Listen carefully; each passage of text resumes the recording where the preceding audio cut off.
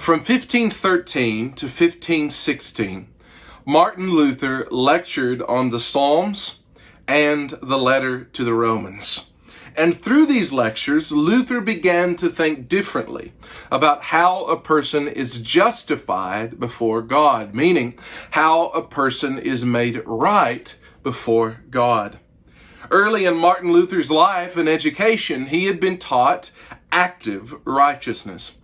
And active righteousness is simply the doctrine which teaches that humans measure up to God's righteousness through our own will, through our own strength, through our own effort, and through our own works. But upon reading Romans 1:17, Luther began to ask the question, what does it mean that the righteous shall live by faith?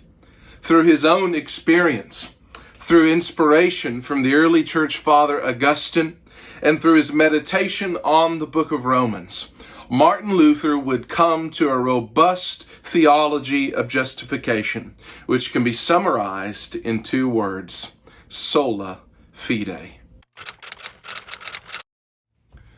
Sola Fide is one of the 5 rally cries of the Protestant Reformation. It is 2 Latin words, when translated to English, means faith alone.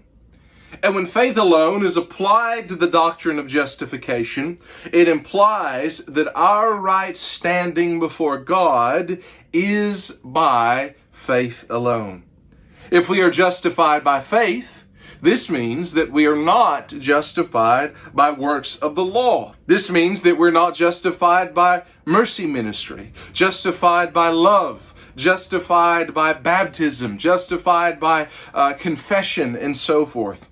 Paul says in Galatians 2:16, we know that a person is not justified by works of the law, but through faith in Jesus Christ. These are Paul's very words. He continues, by works of the law, no one will be justified. If you were to think of it in terms of a math equation that is perhaps written on a chalkboard, think of it in this way.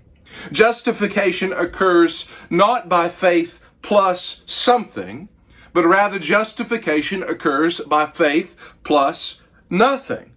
In other words, God does not declare ungodly sinners righteous because of themselves, nor does God declare ungodly sinners righteous because of their works. Rather, God declares ungodly sinners righteous by His grace and through the gift of faith. Now you may be thinking, isn't faith a work? Faith isn't a work. Rather, Ephesians 2 tells us that it is a gift. Furthermore, it is not as though faith itself is our justification. Rather, faith is the instrument by which we lay hold of Christ, who is our righteousness. And when we lay hold of Christ through faith, the righteousness of Christ is imputed, ascribed to us. Sola Fide, much like the doctrine of Sola Scriptura, is a vital doctrine for the church today. Luther would argue that justification by faith alone is the article by which the church stands or falls. Now, he could make such a bold claim because Luther understood that a rejection of faith alone was a rejection of the only gospel that could save. To be clear, Sola Fide is not the gospel. Rather, Sola Fide is at the heart of the gospel. Therefore, we as the church must carefully guard this truth, not only because we cherish it, but because it is at the heart of the gospel. This truth is our life. First, we must believe this truth. The reality is, you can know God without knowing this truth. But knowing that justification is by faith alone helps us better to know and understand God. And if you're unsure of this doctrine, I would encourage you to search the scriptures and see for yourself. I would encourage you to read the book of Romans and read the book of Galatians. And remember, Luther's journey of affirming sola fide didn't happen overnight, but rather it took many years.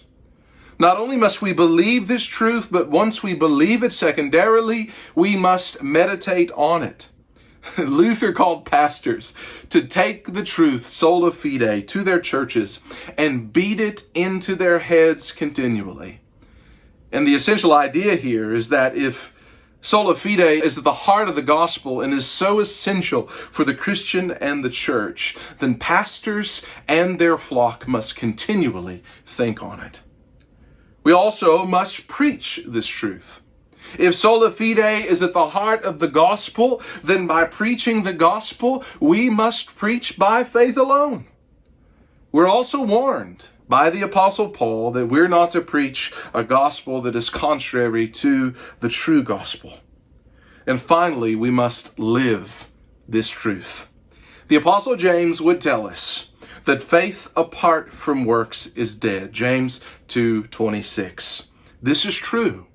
Works prove that our faith in Christ is truly alive.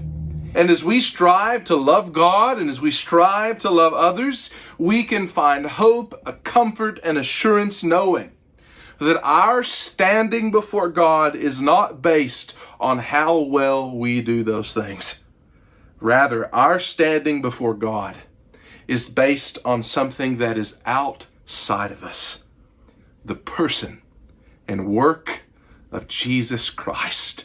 That is the beautiful doctrine of sola fide.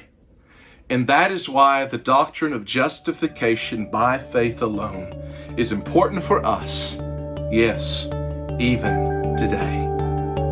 Thank you for watching. If you want to know more about faith in Jesus Christ, reach out to us or visit us at First Baptist Church of Olive Hill on Sunday mornings at 11 a.m. You can learn more by visiting us at fbcolivehill.com or by visiting one of our social media platforms. We hope to see you soon. Take care.